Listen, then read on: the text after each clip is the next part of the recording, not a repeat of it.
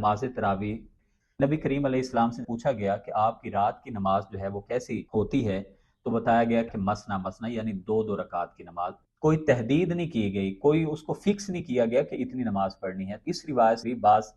محدثین نے یہ استدلال کیا ہے کہ دو دو رکعت آپ کا یہ کہنا، یہ رخصت دی گئی ہے کہ جو آدمی جتنی بھی نماز پڑھنا چاہے یہ اس کو حق ہے۔ گویا کہ 20 رکعت اگر کوئی پڑھنا چاہتا ہے، ہم اس کو کوئی بہت زیادہ اس پہ کوئی سخت بات نہیں کر رہے کہ وہ نہیں ہوتی یا غلط ہے۔ جو درست ہے، جو نبی پاک سے، جو اصحاب سے، جو حضرت عمر فاروق نے نماز کی شکل میں اس کو باقاعدہ رائج کیا، وہ کتنی رکعت۔ لیکن اگر ایک طرف 20 رکعت کے لیے آپ اتنی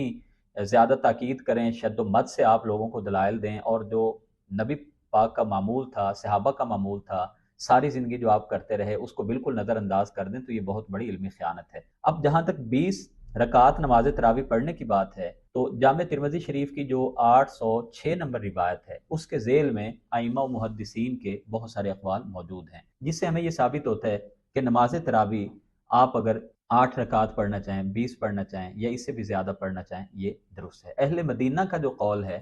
ان سے 41 رکعت نماز تراویح ثابت ہے، اور اسی طرح دیگر بہت سارے ائمہ جو ہیں ان کے بھی مختلف اقوال ہیں۔ بعض نے یہاں تک کہا کہ اگر قیام لمبا ہو تو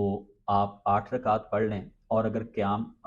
قیام لمبا ہو، یعنی اگر قرات آپ طویل اس میں کر رہے ہیں، تو پھر آپ 8 رکعت پڑھ لیں، اور اگر قیام مختصر ہو، چھوٹا قیام ہو، تو پھر آپ رکعت جو ہے وہ بڑھا سکتے ہیں۔ تو یہ بھی بڑی قابل غور بات ہے کہ ہمارے ہاں جہاں پہ 20 نمازیں تراویح پڑھائی جاتی ہیں، وہاں پہ اس کو بہت تیزی کے ساتھ تلاوت کی جاتی ہے۔ چند مساجد استثنائی صورتیں ہر جگہ پہ ہوتی ہیں، لیکن اکثریت کی بات کریں تو جہاں پر بھی 20 تراویح ہو رہی ہیں، وہاں پہ آپ اگر دیکھ لیں تو آپ کو بڑی تیزی کے ساتھ قرآن کو اتنی تیزی کے ساتھ وہ پڑھ رہے ہوتے ہیں، کیونکہ 20 تراویح کے اندر رکوع، سجود اور پھر جو تشہد ہے وہ بھی اگر دورانیہ لگایا جائے تو اچھا خاصا وقت اس کے لیے چاہیے۔ اب دیکھیے، قیام اللیل میں نبی کریم علیہ السلام کا سب سے زیادہ جو فوکس ہوتا تھا، توجہ ہوتی تھی، وہ قیام پہ ہوتی تھی، یعنی آپ قیام بہت لمبا کیا کرتے تھے۔ اب ہمارے ہاں وہ جو قیام کیا جاتا ہے، ایک تو وہ اتنی تیزی کے ساتھ، کتنے احباب اور کتنے حفاظ اور قراء ہیں جو قرآن کریم کو اتنا ٹھہر ٹھہر کے پڑھتے ہیں جس طرح پڑھنا چاہیے۔ اب جہاں پہ 8 رکعت کی نماز ہوتی ہے، وہاں پہ اگر آپ کمپیئر کر لیں اپنے محلے میں، اپنے شہر میں، تو آپ کو یہ معلوم ہوگا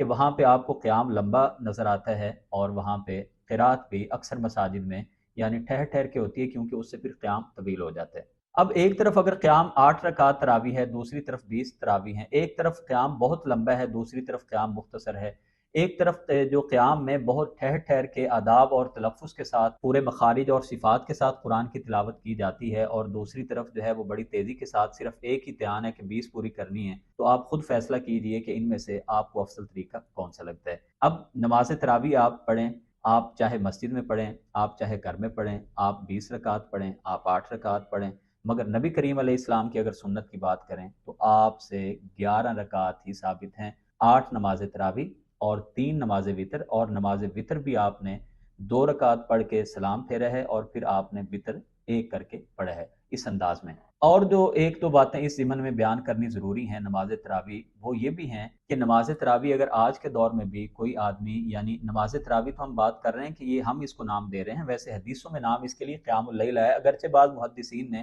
تراویح کا لفظ استعمال کیے ہے اپنے ابواب میں یہ چیپٹرائز اس کو کرتے ہوئے، لیکن قیام اللیل کے چیپٹر میں یا تہجد کے چیپٹر میں رمضان کی جہاں پہ بات آئی ہے، تو انہوں نے یہی روایات رمضان کے قیام میں بھی کوٹ کی ہیں جو نبی پاک نماز تہجد کے طور پہ ادا کیا کرتے تھے۔ نماز تراویح گھر میں بھی پڑھی جا سکتی ہیں، نماز تراویح مسجد میں بھی ادا کی جا سکتی ہیں، لیکن افضل کیا ہے؟ نبی پاک کی صلی اللہ علیہ وسلم کی صحیح بخاری شریف کی 731 نمبر روایت ہے کہ آپ نے صحابہ سے فرمایا تھا کہ افضل ترین نماز جو ہے وہ ہے جو گھر میں پڑھی جائے۔ تو اس کا مطلب یہ ہوا کہ نماز تراویح قیام اللیل کی زیادہ فضیلت یہی ہے کہ یہ گھر میں انفرادی طور پہ ادا کی جائے۔ دوسری بات یہ ہے کہ یہ نماز رات کے آخری پہر پڑھنا یہ زیادہ اجر و ثواب کا ذریعہ ہے، یعنی اگر رات عشاء کے بعد سو جائیں اور صبح سحری سے پہلے کوئی 2 گھنٹے، 1.5 گھنٹہ یا 1 گھنٹہ پہلے جتنی توفیق مل جائے اٹھ کے یہ نماز پڑھنا یہ زیادہ بہتر اور افضل ہے، جیسا کہ حضرت عمر فاروق رضی اللہ تعالیٰ عنہ نے ارشاد فرمایا نا